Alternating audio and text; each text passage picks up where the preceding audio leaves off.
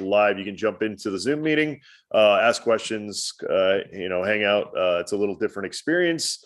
You won't get to talk unless you raise your hands, though, because we've had a few Zoom bombs, which are no fun. So, all right, we're about to get started. I gotta get my split screen right. All right, here we go.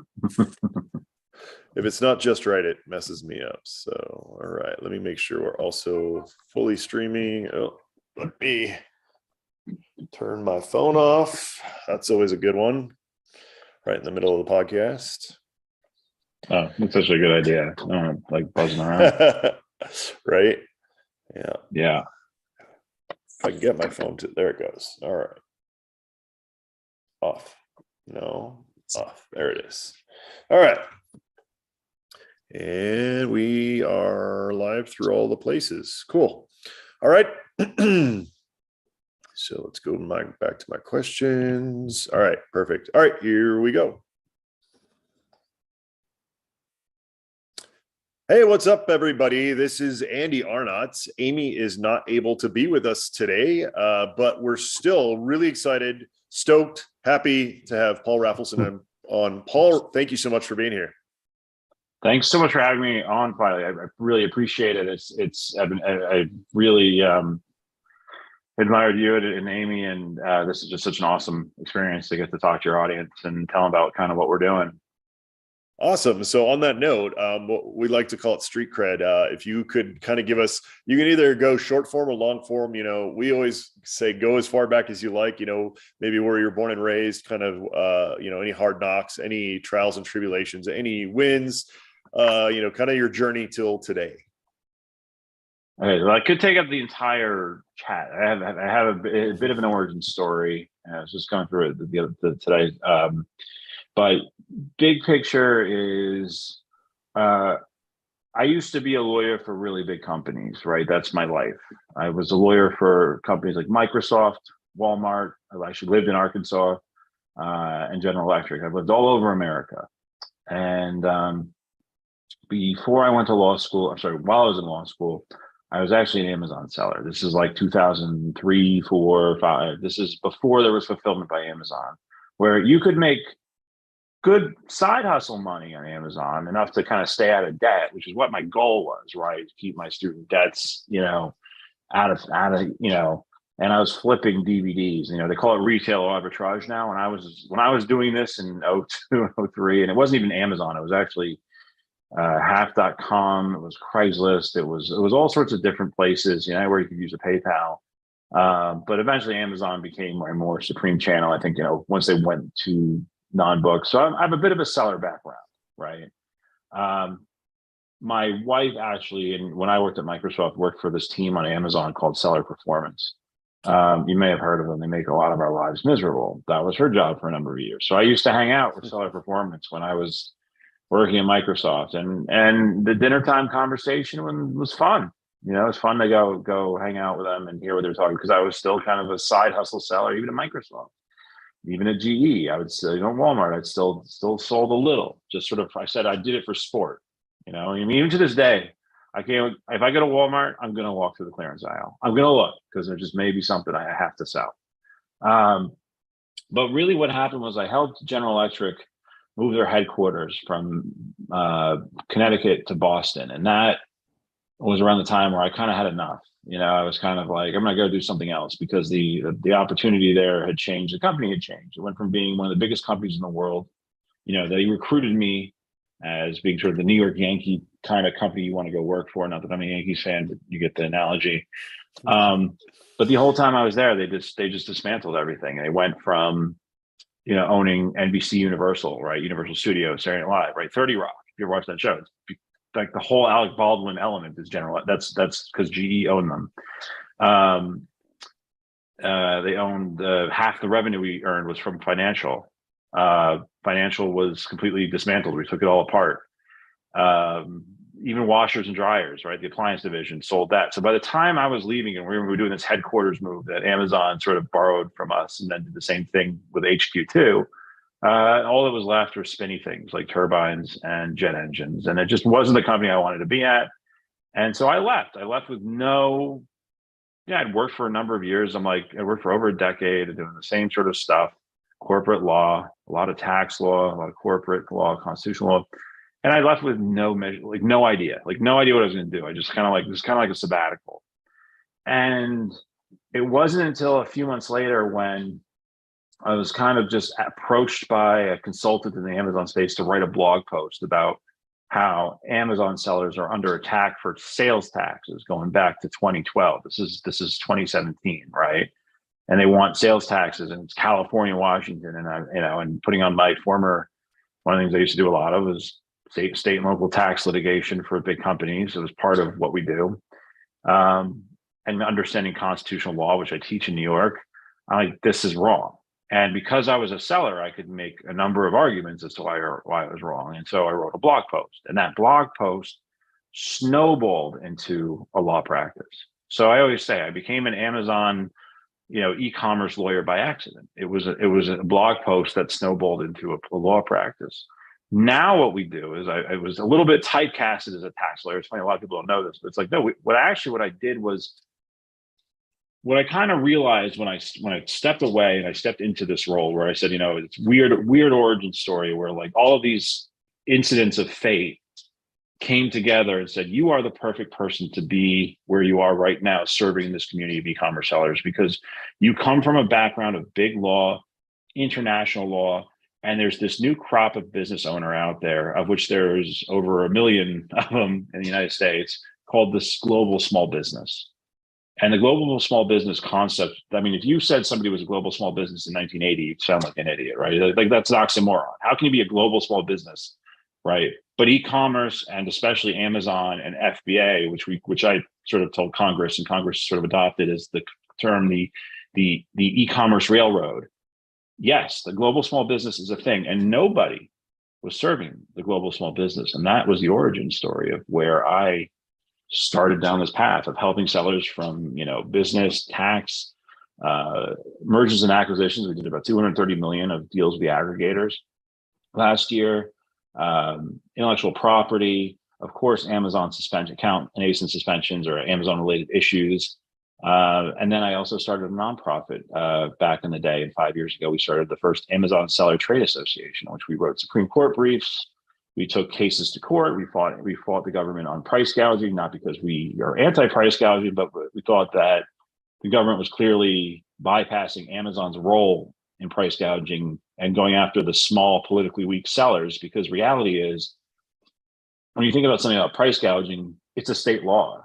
And if you can't set state by state prices, how can you be guilty of it, right? I mean, if your price is perfectly legal in North Dakota, but not, it burdens the entire interstate commerce structure of Amazon if you're going to hold the individual seller liable. So the agenda we were pushing was hold Amazon accountable, which we are the number one cited resource in the antitrust report. The government came to us for what is Amazon doing? The government reads our emails on live TV.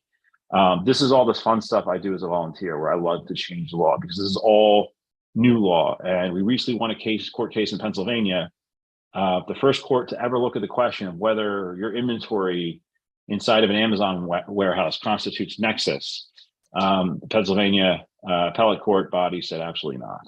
Does not constitute nexus under our due process clause, which is what we've been preaching since the beginning of this, not because we want our sellers not to pay their taxes, but because it's insanely complicated to be a 50-state taxpayer. And that's basically what the states were asking sellers to do back in 2017. And businesses making $100,000 a year have no business being registered in 50 states. So and these are civil rights cases. So I'm going to stop talking, but that is kind of what I do. So I have all these different things we do.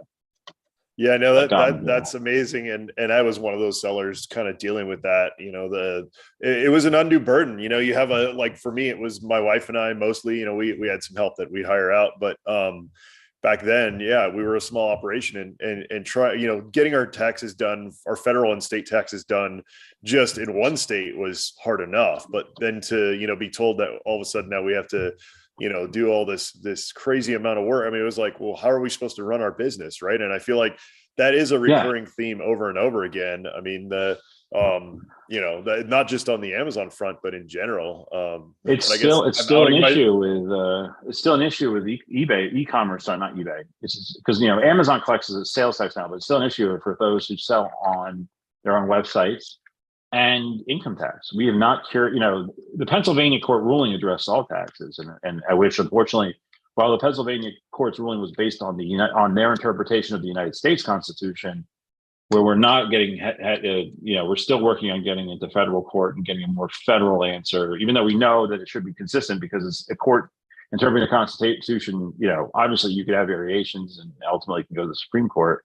But yeah, I mean, we still have income tax to deal with. Like, there's still states going after people now. California's going after people registered, saying you owe a franchise tax board, which is what the California calls their income tax, state of California.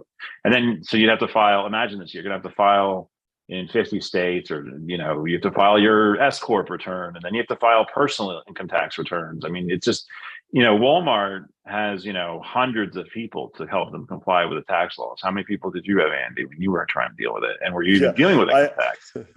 Yeah, I had my one accountant, and and it was a way above my head. It still is, and it's one of those things where that whole undue burden. What falls on that is like, say you get caught for some kind of thing that you supposedly did that you had no idea, you didn't even know that rule or that law existed. I had a friend who, Hong Kong has changed, of course, in the last few years, but you lived in Hong Kong for a while. And he showed me, he sent me a picture of his tax filing, and it was literally a long postcard that was front and back. And it was like, how much money did you make? What, here's your tax rate. What, it was like, he said it took him 5 minutes, and the fact that, that right. We continue to pile these new laws and rules, if like you said, if Amazon or Walmart, if you want to, say over 100 people, you have, this rule, that might be a little more fair. That might be there. Of course, there's probably a little more regulation that needs to happen. There's a little more oversight that probably needs to happen. But the small mom and pop, I mean, you're putting your boot to their necks when you try to throw all this garbage. And it's not like it's getting any better, right? It's like, okay, it's getting worse. It's right. We got broken. Marketplace facilitator, but that's the sales tax. Yeah. Right. We got marketplace facilitator, but then, now all of a sudden California rolled out all these new safety regs, and now all the, it's like, oh, Prop 65. I mean, it's, absolutely. Yeah. It's asinine. And, unfortunately, I'm going to out myself as, kind of a libertarian, but, at this point, I'm kind of like, at what point are we going to say enough? And, go back to a little bit more of this, more community driven, common sense kind of governance. And so you're not a libertarian, Andy, you're a patriot. The concept I'm being serious. I'm not a libertarian. I'm very much not. And I don't necessarily think you truly are, if that's your definition of libertarian.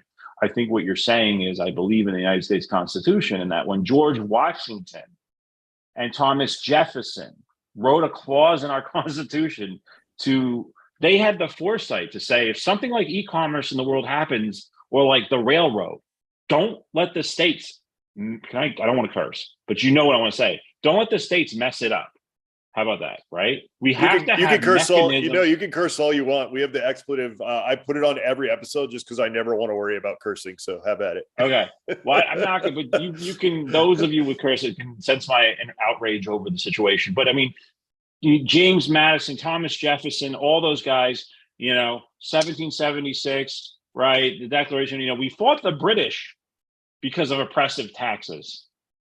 Ironically, right? Our whole independence of our country is based on freedom from oppressive taxation.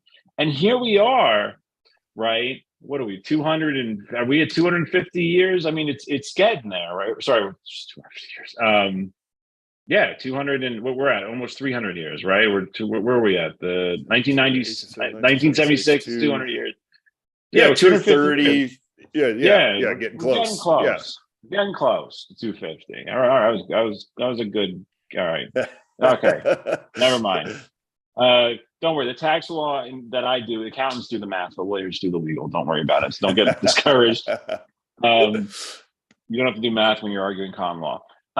But the point is like they had the foresight to look at things like e-commerce and say, hey, don't burden this to death. at least at the state level. Now they said Congress can. They said, the federal government can burden it to death. And sort of the way the courts interpret that is until the federal, is that sometimes technology can move faster than Congress. And so it gives the courts a little leeway to say, hey, we don't think Congress would want to burden this to death. Like, somebody taking out a $250,000 SBA loan to start an e-commerce business may not want to deal with $100,000 plus of accounting fees right off the bat. That may not be what Congress intended, right? So you're not a libertarian because we're not even against the tax. That's the thing. It's like, I don't mind paying tax to 12,000 jurisdictions. I think it's possible and very easy to do. There's been other programs when the truckers used to have to declare gasoline tax in all the states they drove through, and they had to fit because originally the states wanted them to register in every state and pay taxes. Like, we just do this in one state, please. You're telling me with today's technology, we saw it, there are technological solutions out there that small businesses could be, that if the states wanted to make it easy, they're the ones who are sort of like anti-federalist, who hate that idea. Like, they don't, like, if you know the history of state tax and the Constitution, which I teach in New York, I teach this in New York. It's usually like the lesson one. This is like, so you don't drop the course, you get to learn about how like cool this is and interesting, like the history of like how you've got all these anti-federalist states who believe in states' rights and don't want, and even just any level of cooperation or efficiency in how state tax is administered is like it's like a destruction of their right. It's just nonsense. But they don't see the bigger picture. They don't see that there's e-commerce out there that you're burdening an industry. So you're 100% right, but I don't necessarily think that qualifies you as a libertarian. I think it just makes you a patriot. You can be a libertarian for other reasons. It doesn't mean that being a libertarian.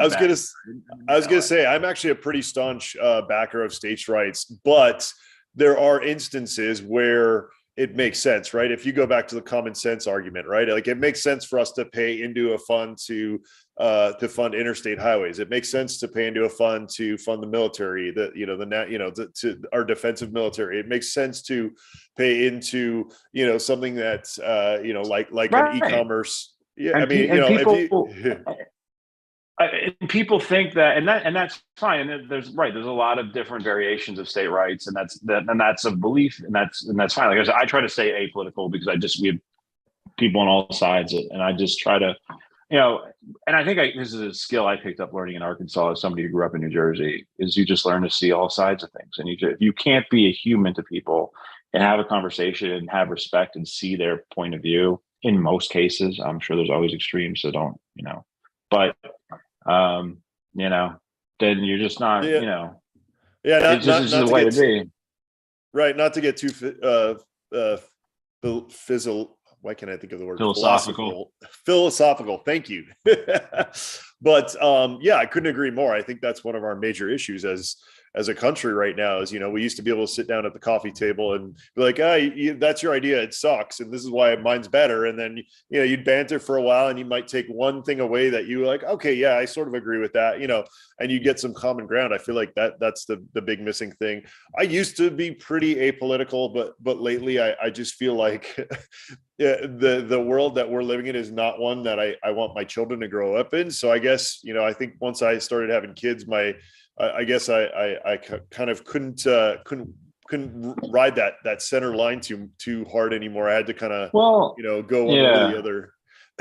I think there's being apolitical, but there's also, as a person who teaches constitutional law, like I have concerns, right? Like, I look at things from a lens of, like, I'm a member of groups that can be targeted for political hate or whatever, I still would defend the right to say it. I would still defend the right to say, like, I don't believe that's how I was taught as a child, that it's like, I may not agree with what you say, but I defend your right. This whole First Amendment debate goes, perfect example. Like, that's just and it's not because I find what they have to say particularly I prefer they not. But what that does is it's obviously because it's just a slippery slope concept, right? Our Constitution was written a certain way. Like, this was the foresight, and I just believe in the Constitution, and I believe there's an intelligence to that, because when you silence somebody, right? Like, when I was a kid, like when you'd see those people, they show up on Jerry Springer, right? There Right. was their forum, right? Like when you silence them, when you actively silence people, now you've done something wrong. Now you've really like now you're invoking sort of like the fascist, and it creates the paranoia and the idea that the government's up to something, because why are they doing this? Whatever Right. happened to the way it used to be, where it's like, Right. so Well, I have and empathy for a lot of people right. today. I really do. I don't think I agree. it's entirely their fault. Like I don't think we have. I think the government is doing things that are making people think differently because it's not the way it used to be. It's not how it's No, not how those things work.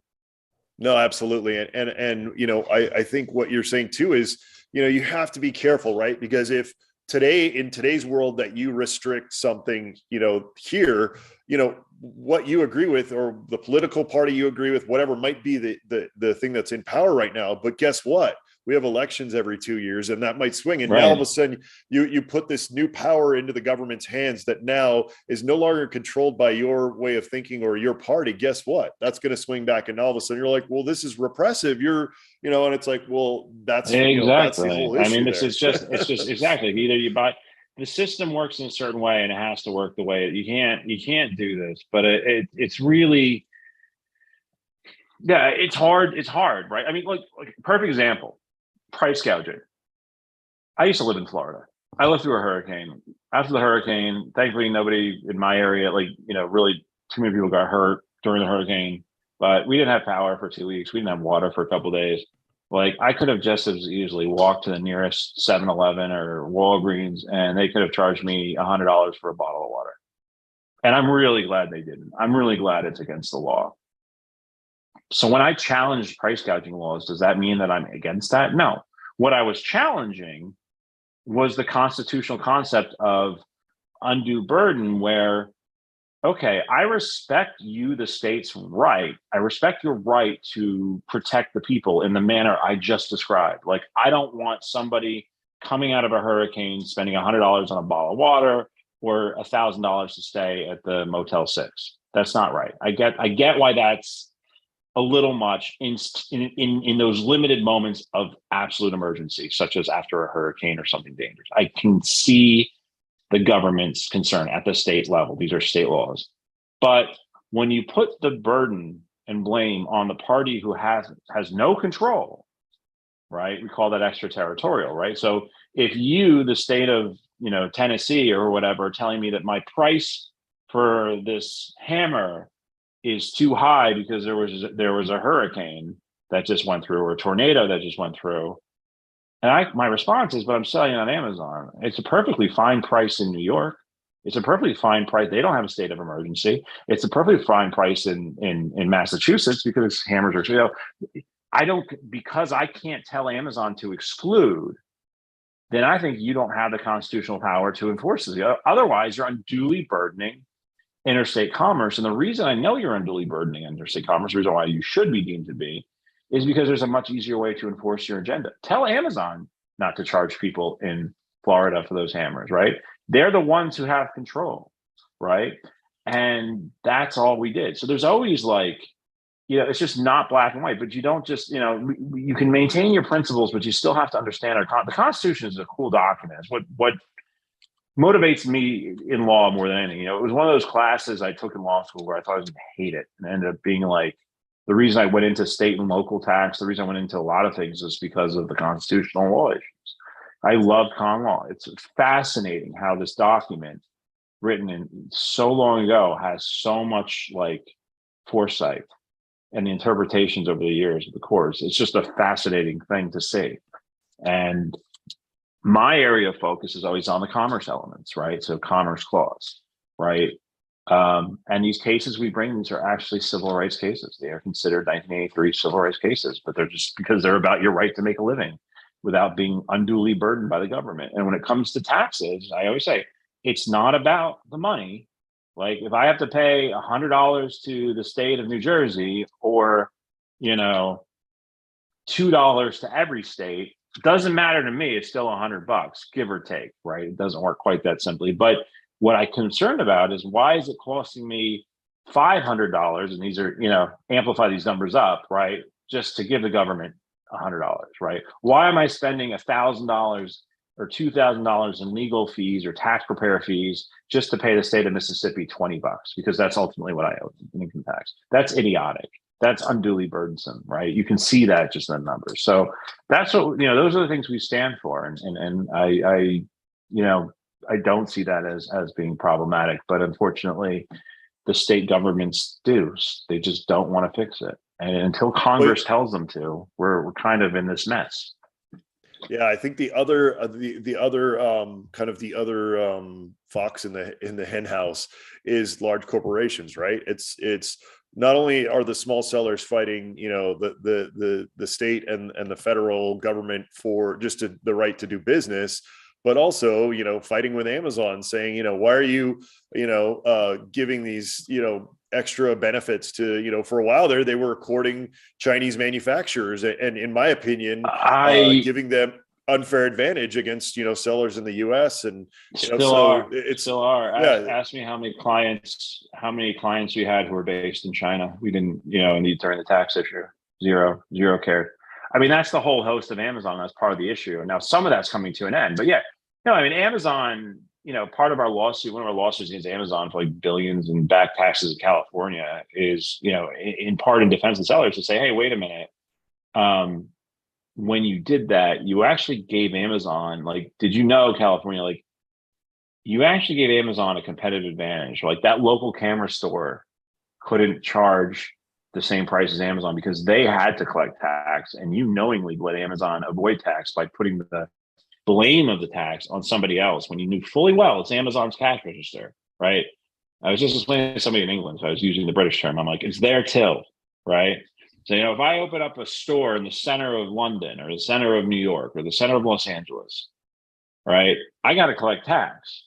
Now, if you were to buy the state's arguments, which was Amazon's thinly veiled argument, by their definition, my store could have said, hey, wait a minute, this is my store. This is my store. This is my marketplace. And even though this China-based company, right, called Anchor isn't here today to sell the product, I, on their behalf, am facilitating their sale. And therefore, while you are in my store, you do not have to collect sales tax. It would be the most absurd argument. Nobody would ever pay sales tax. No store would ever collect sales. It's why it should never have worked. But Amazon got away with it because they were doing it in the context of, hey, we're going to open up some warehouses. And actually, we even uncovered some documents and got to these confessionals, or it's Wisconsin basically was for example, they said Amazon knew that was a bogus argument, but when Wisconsin tried to press and say, hey, when you open your facility here in Waukesha or wherever they put it, you're going to have to collect tax. Amazon's response is, well, we can move right over the border to Illinois. So what do you want us to do? So they knew what they were doing, these states. So they were giving Amazon an unreasonably unfair deal. And it wasn't even really tax avoidance. It was really intended to be an unfair advantage because had Amazon complied with the tax law the way they should have, they wouldn't have been out any money. They would have just had to collect it from the consumer. So that's just how shaped. So now the states are using the tax law as a weapon. Now imagine you're that small business owner, right? Imagine you had the camera store in Wisconsin, and all of a sudden the customers are coming into your store, freeloading off of your employees. But then when it came time to buy, they're on their phones going, never mind, I'm not interested in your Nikon anymore. Meanwhile, they just bought it on their phone tax-free from Amazon, because that's what happened. So it's kind of, the corporations definitely play. Yeah, and I used to be that guy. So I'm sorry for my past life. You're making up for those transgressions. But the other thing that we've been talking about a lot lately when we sit around and chat in our little intellectual circles is with COVID, right? I mean, COVID was the ultimate big corporation money grab, right? I mean, look at we're going back to the you go back to the camera store analogy. Joe's camera shop on the corner had to be shut down, but Costco and Walmart and all these massive corporations were still able to keep their doors open and sell whatever they wanted. And to me, it's crazy because even today, I mean, even after all this is blown over, even after, more stuff's coming out, more people are being like, well, wait a minute, let's look back and see what happened here. Let's do a postmortem. We're still not getting, people to really, open their eyes to the fact that this was, one of the biggest money grabs in history. and like you said, it's still happening, and Money and power it's grabs. I mean, crazy. look what was happening in California, right? Where there, I mean, and you want to talk about extremes. You should have heard the stories I heard from Canada. We do a lot of mergers and acquisitions, so that means we help private label businesses sell their brands. We typically represent Amazon sellers. There was a big bubble of this last year, right? With the aggregators, those guys like Thrasio and Boosted and Perch and Goja, you name it. There was like 100 of them last year. There was a big bubble, Hmm. so like you could sell your business for like crazy multiples. And so we acted as lawyer, not as broker. So in other words, we didn't work on a commission. We didn't, push you to do the deal because our whole position is we don't care.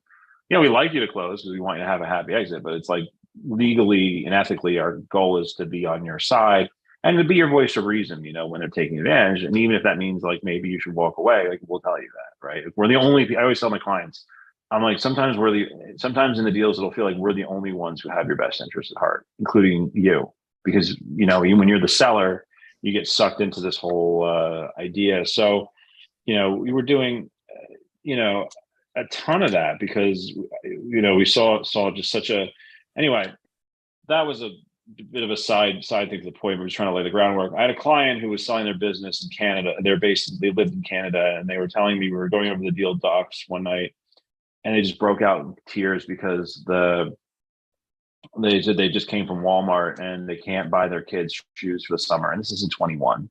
So this is already, the vaccine's already rolled out. Most Canadians pretty much had it at that point. So this is like the summer of 21.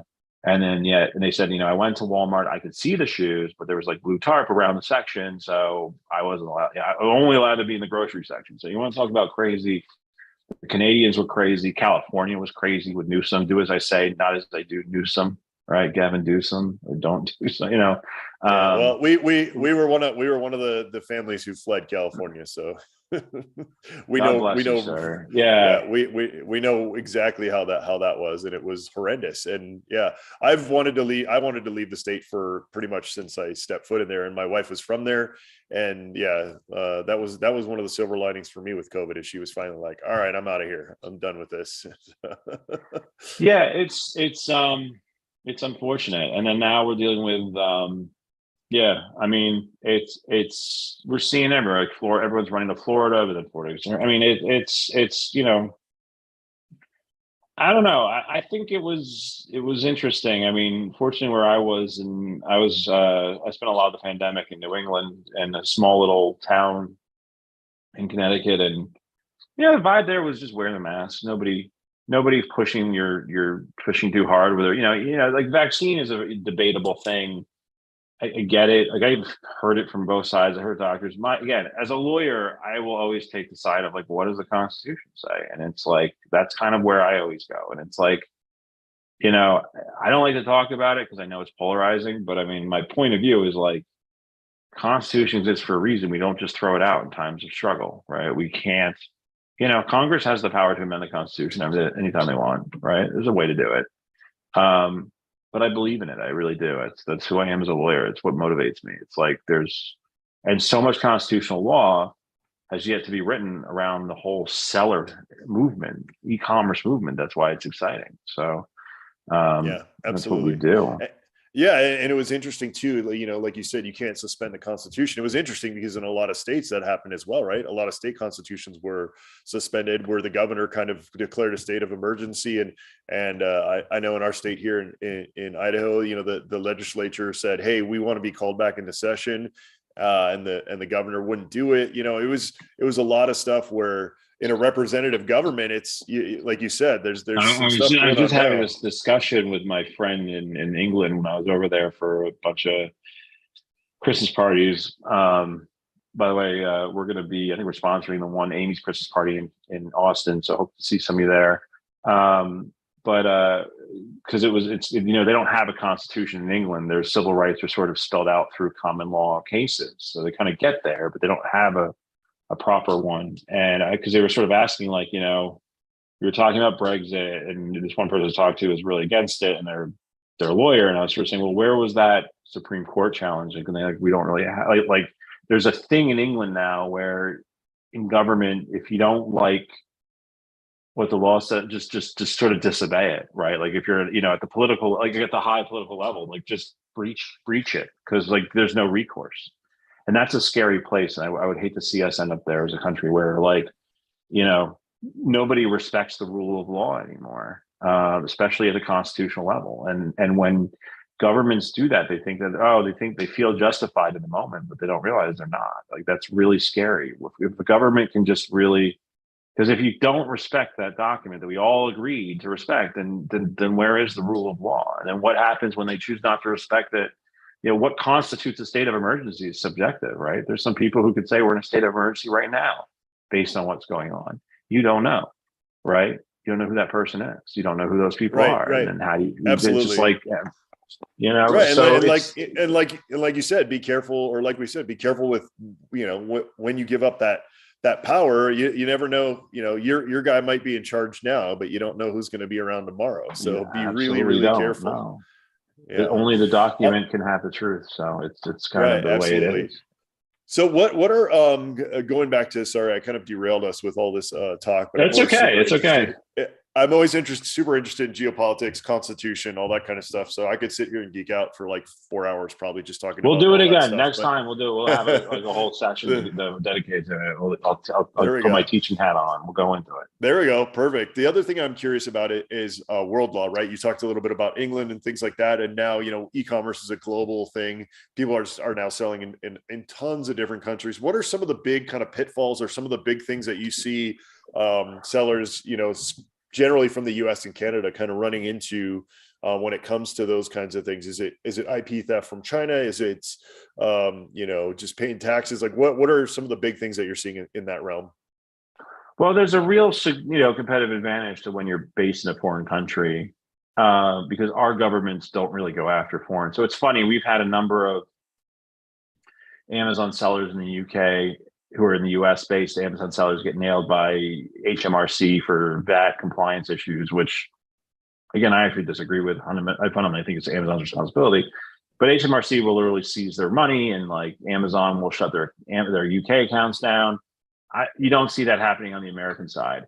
Like I said, clients who are based in China. I mean, I've had plenty of China-based clients for mergers and acquisitions, selling your business, but nobody comes to me from China asking me about compliance. Like, how do I comply with this rule or that rule? Rarely do they. I'll just say it's rare, like, especially when it's like taxes. So the issues we're seeing right now is it has to do with the change in landscape. So there has been some change in the landscape legally, where Amazon historically had always said, we're not responsible for anything. We're just a marketplace. We're a flea market, and it's you, the seller, who are responsible. So if the product blows up and some burns somebody, that's between the seller, not us. We're not responsible. Well, like we said with the taxes, that's kind of bogus because it's your store. And there's a concept in US law called strict liability, where it say Amazon's responsible.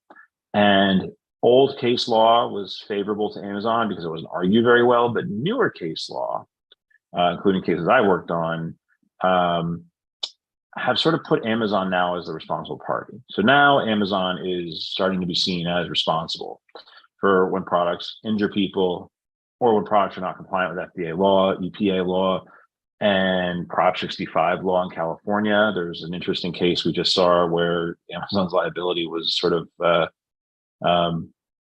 amped up. And what's happening there is basically, because of that, compliance is through the roof. So we are seeing an uptick in sellers needing to be careful about what they say in their products. We've had sellers selling products. This is heartbreaking. And they come to us after getting shut down, and their products are FDA regulated. Like, it just is. And they had no idea. So, they have to get sort of, pre-clearance, and depending on the product, sometimes pre-clearance can take a long time. And it's risky because you're taking a risk. You're technically sort of confessing to the FDA that you were selling this product outside of compliance prior to. And so it's a lot of strategy that goes into whether you want to do that. There are ways to potentially get back in compliance. I mean, working with FDA, which we can do and help you get into compliance and avoid potential penalties at FDA. We find FDA to be, for the most part, they want to help. but it is risky. So we're seeing just a lot of this EPA compliance, AFDA compliance, whether it's coming directly from Amazon or in the case of like California Proposition 5, because of bounty hunters. Amazon's holding sellers accountable. I'm seeing the need for sellers to go back and check with their insurance carriers to see if they have E&O, errors and emissions insurance, and throw out things like Prop 65, Americans with Disabilities Act compliance on my website, failure to be compliant with EPA law, or FDA law. Like, ask your insurance agent if those types of things are covered, because I mean, as much as I would love to be your lawyer and help you, it's not the cheapest stuff that we do. This is hard stuff. If you get in trouble and your insurance covers you for it, they'll pay for your lawyer. So, I mean, try to get it through insurance, but obviously we're here to help. It's just that it takes time. And have certainly use our resources to do it. My whole point of view with sellers is just an ounce of prevention. Come to us ahead of time. Come to us now. We have a program called Seller Basics. It's literally like $100 a month. It's $3 a day. And you can literally call up and say, I have an FDA question. You can join for $99 a month and say, I have an FDA question. We'll get you on the phone with you. We'll give you 20 minutes of good advice and see where that goes, right? And you can cancel the next day. And that's it, because there's no contracts. We're not like a phone carrier from 10 years ago. I mean, we try to make it easier because we really believe we're not a litigation-based law firm. We don't want you to go to court. Like, we know most sellers don't go to court. Back to your point about COVID and, how people were sort of like, why Costco got to stay open while the small businesses didn't. It's because of small business, because justice is expensive. Because a small business owner knew that it's more expensive to fight the government, and they're probably going to lose. It's a hard fight. So they better just do what they say. Whereas Costco could care less about fighting them. Like, Costco can take the government to court all day long, right? They do it. I mean, I used to do it so that's why, I built this nonprofit, the Online Merchants Guild, as a side not a hustle, excuse me, definitely not that. Please remove that side, because I don't get any money from it, but it's like a side hobby is what I meant to say. It's like, this is what I do for fun. This is where we get to change the world. We get to make our names known as people who've shaped the law of e-commerce. This is what motivates me more than anything, is to get to do this. But it's an organization that needs to be funded by sellers, and sellers need to start funding these initiatives so that we can lobby, so we can really get Congress to pay attention to us as a class of people, and we can, take court cases to court to protect us. That would be my thing. So I would check out onlinemerchantsguild.org and definitely be a member of that. But as an individual seller, staying out of trouble, compliance is key. If you suspect your product might be subject to something compliance related, just give us, join our program, schedule a consultation, and let's talk about it. Let's see what we can do. Because it sure beats getting suspended. So we're seeing a lot of suspension on that side, and that's for the private labels. For the resellers, it's the same thing. The brands don't want you selling their products, right? And while the law on that sucks, it's not great. It's very gray. Can you resell products? There's this concept called the first sale doctrine, which guarantees your right to sell used as new on Amazon, I would argue. But when you sell it as new, it gets murky, because you may not be able to offer them a warranty or the quality control. And that's where it gets murky. And that's where the case law is, we stand on the side of the first sale doctrine. We believe in the right to resell, as does Amazon. So what that means is, and something I did this year, is I really started making brands pay for using an Amazon tool to take down sellers for reselling, because Amazon's own policies say you have the right to resell. Well, if you have the right to resell according to Amazon, then don't use Amazon's brand registry tools to take sellers down, because you'll find, because I've done this successfully, is that you'll find that your brand registry rights will get ripped away from you. And we do this all the time. So this is something we've done for the reseller community, and is that we've sort of changed the game for reselling. So we've made reselling a little bit safer. So so as it's less likely a reseller will take you to court, doesn't mean they won't, because they've done it. Not reseller, a brand will take you to court for reselling. They will mess with you on Amazon. So one of the things our seller basis program does, because we're doing this all the time, is we help the reseller arbitrage community resell. And we do that free of charge. As part of the $99 a month, we cover your intellectual property claims. And we help you do everything we can in our power to get those removed. Sometimes it's just being very threatening to the brand, which works when you're a lawyer. It doesn't work when you're a seller. So I would recommend not trying it when you're a seller, but we do it very well.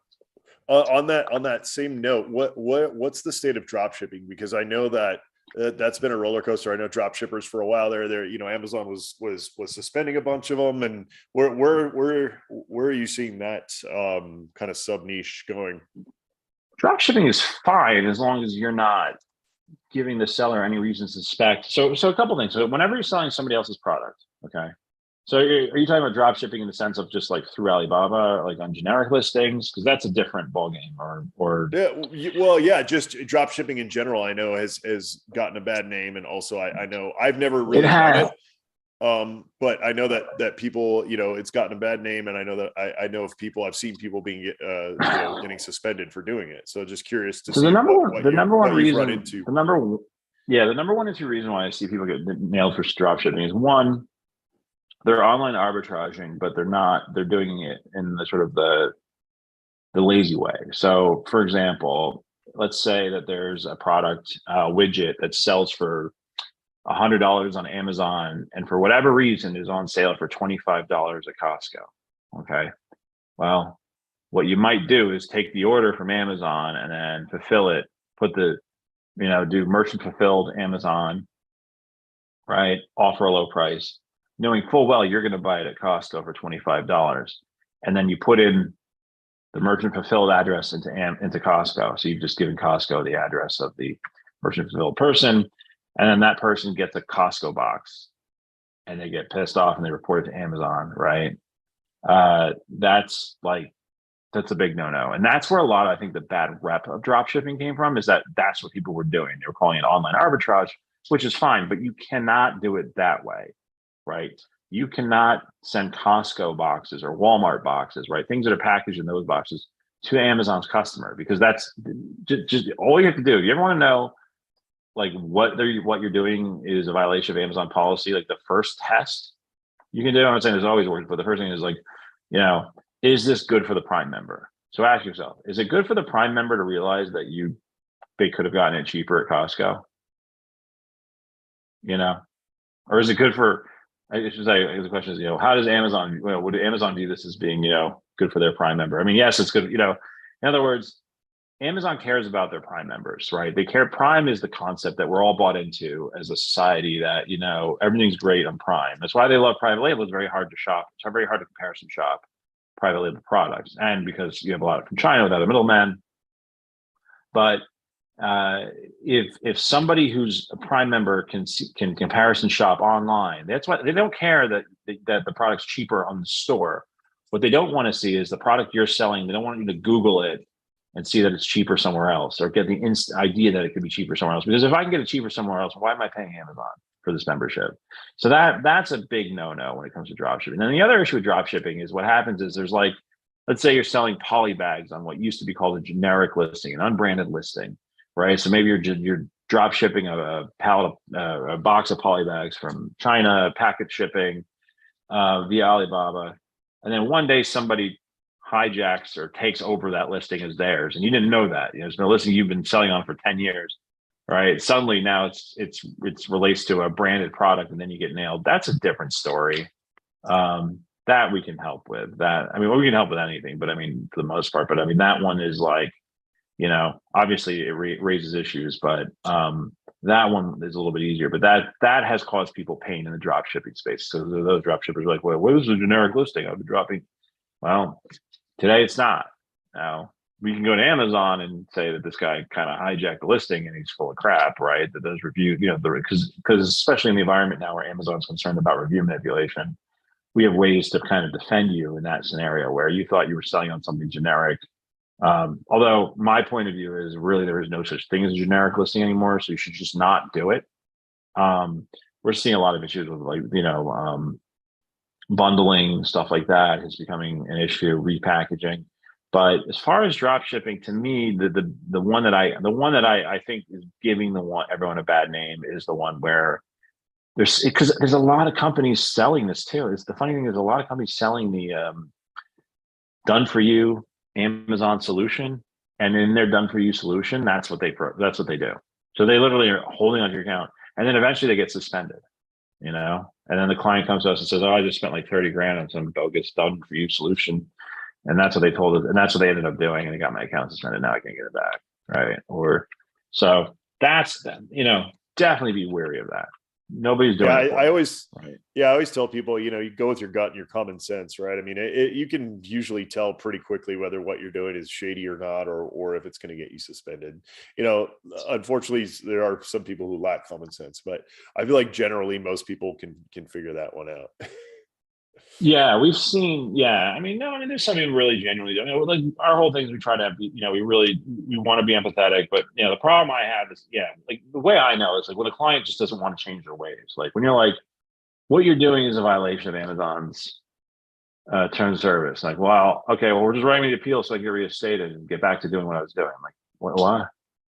You're just going to suspend it again? Like, I mean, it's that's not the right client for us. I mean, there are boundaries that we have to operate by, which is Amazon's terms of service, and we can. It doesn't mean I'm not all for being creative. Like I don't necessarily believe inserts are negative. Like everyone's like anti-insert. There are ways to do inserts the right way, right? There are ways to sort of, there were ways to ask for reviews. I mean, there's things that Amazon I disagree with. I still wouldn't do it, but like I don't think filtered reviews, for example, um, should count as review manipulation. I mean, I think when filtered reviews, now I'm not saying you should do this because it is a clear violation of Amazon's policy, but I think they're wrong. I think it shouldn't be because the filtered review to me is like, okay, well, when I used to watch TV as a kid, right, you get like a car commercial or those local car dealers, right, like your Quality Plus Ford dealer of Philadelphia, right, and then they have like people. I just got the best deal ever at Quality Plus Ford dealership of Philadelphia, and you have like four of those people come out in one commercial. Now, did they ask the guy who felt like he got put the little bleep here, bleeped over in a bad deal? Like I just got, the worst deal ever and totally ripped off at the Ford dealership of Philadelphia. Like filtered reviews to me is a concept that actually makes sense. Like, yeah, you want your spokespeople to be the people who are the best. You don't want the people who necessarily have the worst experience. So, and it's not that you're prohibiting them from leaving a review under. You're just not encouraged. You're less. Well, you don't want to encourage them to say, "I just had a 2-star experience." I get that. I don't necessarily think that that's deceptive. I think the FTC is a little bit just. I don't know. The FTC is all over the place. The FTC had a very scary discussion with the FTC about resellers. About they're so out to get Amazon right at this point right now that it bothers me. Like we didn't support even though we were the number one resource in the antitrust investigation, we actually didn't think the legislation made any sense. We just didn't think it would be. We just thought it would lead to 10 to 20 years of litigation and confusion. It didn't do anything. We wanted the sellers' bill of rights. Like that's what we want. We wanted sellers to have real rights and clarity, rules of the road, right? Speed limits. What the FCC proposed in their legislation made no sense. What they're proposing today, like they're supporting all the big brands like Crocs over just because it's not Amazon, right? Even though all of these companies are trying to price fix basically right now by saying you can't resell on Amazon, and Amazon has to respect their Well, IP for resale. Like, give me a right. break. Are you And that it's funny desperate too to get because Amazon? yeah, and well, what's funny too is I feel like this is my own personal opinion and my own personal habits, but I feel like the whole Amazon being the only place that people shop anymore, I think is going away. I think that brands have gotten smart enough to where if you get exactly like you're saying, like a box of Crocs, from Amazon, when you open the box in there, like you said, insert wise, there's like, hey, come to our website and register your, for your lifetime membership or warranty or, whatever it Yeah. is, brands are starting to get smart in terms of, really driving their own sales, their own traffic, their own kind of channels. So I know people have said I'm crazy, but for years I've been saying that Amazon is the Facebook of e-commerce I mean, not the Facebook, the MySpace of e-commerce. And people laugh at me and I'm like, just wait and see. I think that, Amazon has for the most part quit innovating. I think that that sellers are getting to the point where they're getting sick of putting up with all the BS that has to go along with it. They're also getting priced out. I mean, like you said, Paul, I don't really sell full time on Amazon anymore, but I still have my account just because I like to know what's going on, and I have some few Me items too. that kind of sell on their own. And I was poking around my PPC account the other day. I'm like, this is ridiculous. No wonder why people aren't making money on Amazon now. I mean, that you can't even, you can barely break even on majority of the keywords. The ad platform is You out of really control. no. This year has been. I mean, look at every aggregator was failing, right? I mean, thought they could figure it out, right? If I running one Amazon business the same as running 100, or we could we could spend 100. I mean, they convinced private equity companies to give them billions of dollars. I know because we did $250 million ourselves just for our clients. So I know it must have been more than that. It was probably because there were a lot of deals we did do, and they all failed. Like they're all like miserable. Like they're. I mean, I say failed, but they're not. They're not doing well. You know. Yep. You know, Thrasio had a famous. You know, so the rumor was the options were. You know, a lot of sellers were given options in Thrasio. They sold Thrasio, and then those options went worthless. Their valuation supposedly dropped from like 10 billion to like a billion. You know, if a billion, who knows? It's because it's getting harder, right? The market, the economy is getting, and now we're going into what could be a serious recession. And this is the first recession Amazon, and people say, no, it's not. Is oh, wait, I say it wasn't a business. Like very few people can make a business out of Amazon that way because you didn't have fulfillment by Amazon until you had FBA, the railroad. All of my clients, the story started with FBA, right? Yep. I was doing 50 grand a year, making an extra 2,500 bucks or 3 grand, like, you know, trying to figure this whole internet thing out. And then Amazon invited me this program called FBA. And that's when I first, you know, within a year, I made $1 million in sales, then 2 million. And that story, you know, I heard it over and over again, right? For all those people who were there for both parts of Amazon, for all those sellers who've been around since 20, you know, 10 or you know, within the few years where FBA was becoming a thing, they all had that story where, you know, it was kind of like an okay thing to do until FBA. But you're right, like what's next? And maybe Amazon knows that. Maybe that's why they're doing buy with Prime on Shopify, because they realize that the relevancy is that they built the railroad. Because that's hard to do. That's hard to build. It's hard to build a, you know, a FedEx style distribution system network with the way they did it, with a lot of tax advantages. And maybe that's where their place in this world is. But I don't know. I mean, as a personally, as a consumer, I don't like to shop on Amazon unless I personally know who the seller is and I'm confident they know what they're doing, because, you know, I've met people who make products like I know they don't know. Like I know that they don't know the compliance and they just trust their factories. And so like I actually like don't shop on Amazon a lot, which I hate to say that, but it's like if you knew what we knew and you saw what we saw, like unless you absolutely knew who the seller was, like, you Right. know, Right. I I've know. Well, sell it's yourself. Go ahead. no, I was just gonna say it's funny because my wife and I were walking into Walmart the other day because we used to avoid Walmart like the plague. And I told her, I said, you know what? I'm like these days, I feel more comfortable walking into Walmart and purchasing there than I do on Amazon. Number one, at least I know there's some type of, like you said, some type of, you know, oversight. Whether we could argue all day how good it is, you know, the government No, doesn't it's have pretty enough. good. I used to work there, but I mean, Walmart, they're worried about because the law is pretty clear. They're liable, Yeah, right? yeah. There's no more of a marketplace law in Walmart. They get sued all the time. Right. So yeah, Right, they right. actually do I care feel about safer, supply chain. and right, and not only that, and I'm also like, well, you know, we might be giving our money to this giant corporation, but I mean, a lot of what is it like 80 or 90% of I don't know if it was that high. I know it's a very high number of third party sellers are from China. It's a very large percentage. So Yeah, majority of our it's the money, fact. You're right. Yeah, yeah. just going to So China, go direct. I'd rather pay my money to large American corporation directly rather than pay my money partially to an American corporation and then the remainder going to, you know, China or, you know, overseas. So that's the way I see it. At least the money's staying in our economy. You know, we could debate all day, you know, if that's Yeah. getting pushed out or to Ireland or whatever. Well, certainly, you know, yeah, right. No, it is. Even when the money yeah, goes to Ireland, it's still here. That's a right, whole right. nother Irish sandwiches. Let's get into like Dutch Irish twist right, sandwiches. That's a whole nother story for another podcast, right. which I'd be happy Yeah. to do. But those are fun. Right. That All law right. has changed a So bit too. right. On that note, we got to wrap it up. So we always like to ask any books, podcasts, anything that you're listening to right now that has made a big impact, whether business, personal, you know, anything that you've kind of dug into besides the Constitution, which is a something everybody should go back. That's and a read. big one.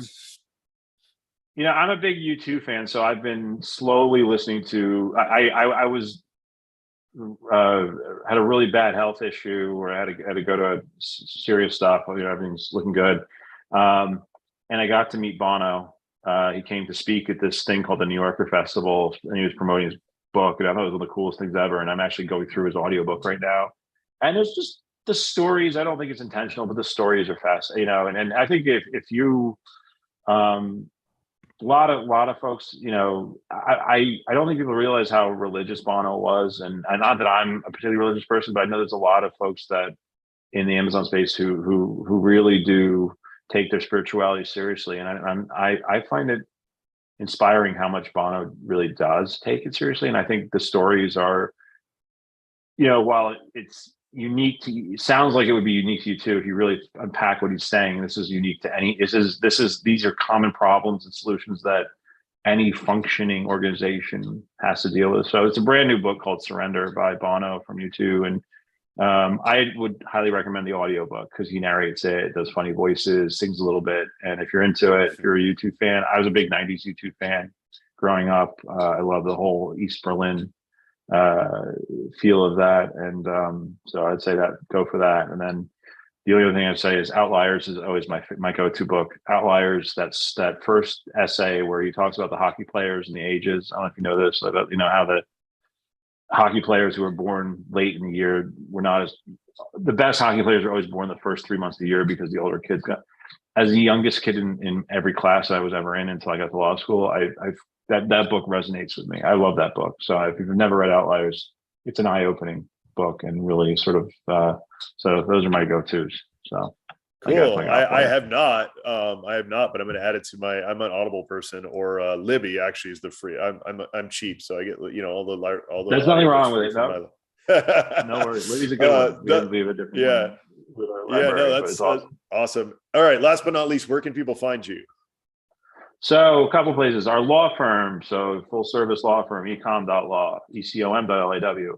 If you're interested in our Amazon suspension program where you pay $99 a month and you don't pay for suspension, you don't get price gouge for suspension, and it even comes with free legal advice from outside lawyers who participate in our network, including myself, go to sellerbasics.com. And if you want to join our nonprofit cause, check out onlinemerchantguild.org. But I would tell you to please contribute to the organization's $100 to be an Online Merchants Guild member for the year. That's a starting membership. Let's help, you know, let's e-commerce. This is our civil rights. This is our right to make a living. So be a part of that fight. And for, you know, $3 and change a day to have a lawyer at your fingertips and to have a place to go and a team who will fight like crazy to get you back online when your ASIN goes down. I know Amazon says if you work with us, your account won't go down. Well, we have been dealing with account suspensions for a long time. They rarely happen. It's ASIN level now. It was kind of I found it to be a bit misleading when the way they said that. Join our program, and if you're thinking of selling your business anytime in the near future, whether it's this year, next year, one of the places I love, you know, we'll do a free consultation because it's such a big deal and it's such a big event. You know, love to talk to you and walk you through what that's all about. And I thank you so much for having me on the show today, Andy. Thanks awesome, so much. Paul. Yeah, thank you. And like I said, you know, I could sit here. Unfortunately, I derailed us with the talk of geopolitics and constitution, but we'll do it again. We'll do it again. Just invite me back. Both of those things we'll talk about. Yeah, those are definitely passionate things for me. I really enjoy, you know, just all the early documents, all like just the progression, where we've landed, all those things. So it's like I said, I could dig in there all day long. But anyway, great talking to you, Paul. Really appreciate it, and we'll see you next time on the Seller Roundtable. Thanks so much for joining us, everyone. Time. Thank you. I know you went over time, so I'll let you go. But thanks so much again, man. Oh, no worries. That was great. Let me stop recording. Yes.